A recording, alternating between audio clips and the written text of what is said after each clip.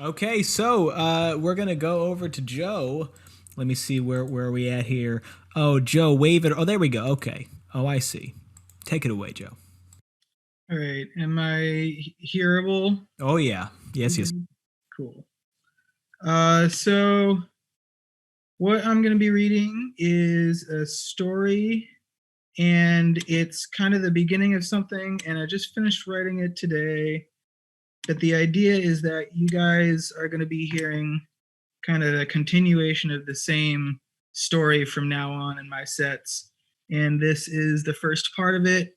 It's all going to be written kind of real time. You guys are going to be getting all the new shit, and I'm not going to be publishing this anywhere else. So this is kind of like episodes of a science fiction show for you guys every 2 weeks. And I can't give you the name of the file or the title of it because I don't have the title yet, and the name of the file would give away too much. But here goes. Maybe the person who created this reality was listening to singing bells. What are you talking about? Depending on the sounds and music you're listening to, you might create something different. I'm just hearing everything around me, buzzing, vibrating with all this electricity. It's in our walls. We built it around ourselves. Everything resonating with this metallic hum. I can hear the singing bowls vibrating through the foundation of our reality. I don't know if I'm right, but I have the distinct feeling that our creator was or is listening to singing bells during our creation. Just sit with that idea now. Try not to think about it so much. Just feel it. Can you feel the bells? Can you feel the humming? I really don't know what you're talking about. Herb and Joyanne sit in a small compartment patched together with reclaimed aircraft and submarine equipment.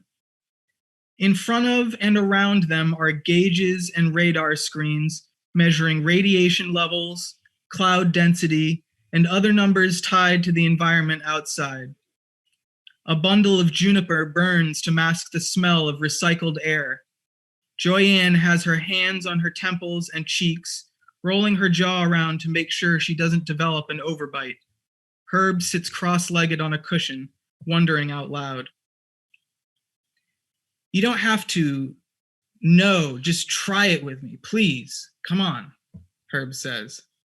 Try what? Joyanne replies without moving.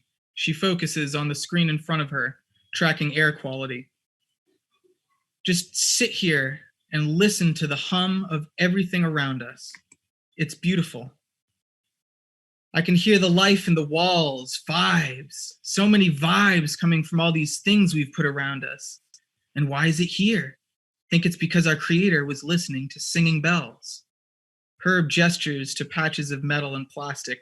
Their compartment is a mosaic of functionality, different textures and parts welded together with intricate care, chaotic and void of ubiquity. Joyanne got lost a second there.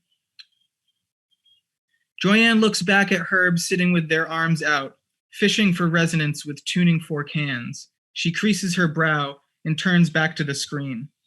I appreciate that you're trying to help, but Herb interrupts. Okay, can you cut that shit out? I'm trying to concentrate. I don't know why you're winding yourself up right now. You need to relax. You're not being kind, Herb says. How am I supposed to relax? Joyanne snaps back. I'm trying to show you. Look. Herb extends their hands again and closes their eyes. Presence. Joyanne stares at Herb, slowly squinting until her eyes are closed. She begins to breathe faster, clenching her eyelids down until her head starts to shake. The screen she's been looking at beeps, and another batch of information comes through. She turns around in a panic. I can't do this, she says. You're not even trying, Herb whines. I don't mean I can't meditate. I mean I can't do this. I feel like I'm going insane. I've been watching these screens for 12 hours a day for the last 342 days. Since we left the West Coast, it feels like I haven't, if I don't do this, I'm going to die. And what then? What am I even doing? Am I helping anyone? I can't deal with it. It's every day. Joyanne collapses into her own hands. I'm present. I'm here. I get it. I don't want to be here. Can I touch you? Herb asks. Joyanne nods her head, rubbing back tears into her eyes. Herb puts a hand on her back, closes their eyes, and breathes deep. Thank you for telling me that you're feeling burnt out. I want you to know that you don't have to do this right now if you need a break. But then what am I worth? I'm just wasting everyone's time, and I'm not even helping. Joyanne cries into a screen attached to a display console. Installed in a pod connected to other sensory pods that work as the nervous system for their vessel. Each part and every person in it is interconnected in functionality to the greater body as a whole. She, Herb, and 32 others live here, working together as crewmates of the Good Crab Orwell, the oldest functioning mobile autonomous zone in North America. Past the walls of the domed cities, past miles of trash that circle them, in a desert of impassable haze, communities of free people survive. Their adaptation to the world around them is the antithesis of the domes, humanity's most complete rejection of nature. Some hide to avoid detection. The Orwell moves. Half floating, half walking. The Orwell is a gargantuan, mechanized crab, attached to a dirigible airship. Their mission is survival outside the system and providing care and support for anyone else that needs it. Over the last year, they have lost nearly 30% of their comrades. I feel like I didn't make it, and I did. I'm alive right now. I can feel my fingers. I can take these deep breaths that I couldn't before without coughing. It just feels random, like I shouldn't have survived at all. And then I see everyone who didn't, and I'm left here. How can I relax when I know there's people out there that can't and never could? People who didn't make the choice to be on the outside looking in, greasing the system's gears at gunpoint. It's just this overwhelming feeling of guilt. Guilt like I'm alive. What am I doing here? Breathing, talking, taking up air, taking up space. It's not getting better. If I went outside right now, all I'd be able to see is broken America. Everything's abandoned. We can't even breathe the air. Everywhere I look is just a reminder of what we've used up to get here.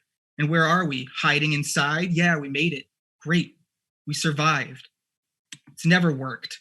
It's always been this castle built on pain and suffering and all the shit it causes just for there to be there for a handful of people. And that's all it is. Bullshit. And the second you turn away, you've got the whole cold, dying world bearing down on you and the weight of the castle walls threatening to crush you for not holding it together. I feel like I'm going to throw up. Herb puts their head against Joyanne's back. Thank you, Herb says. For what? Joyanne spits through tears. For sharing yourself with me and for being here. And that's the end of part 1. Hell yeah. Hell yeah. Oh man, this is going to be awesome.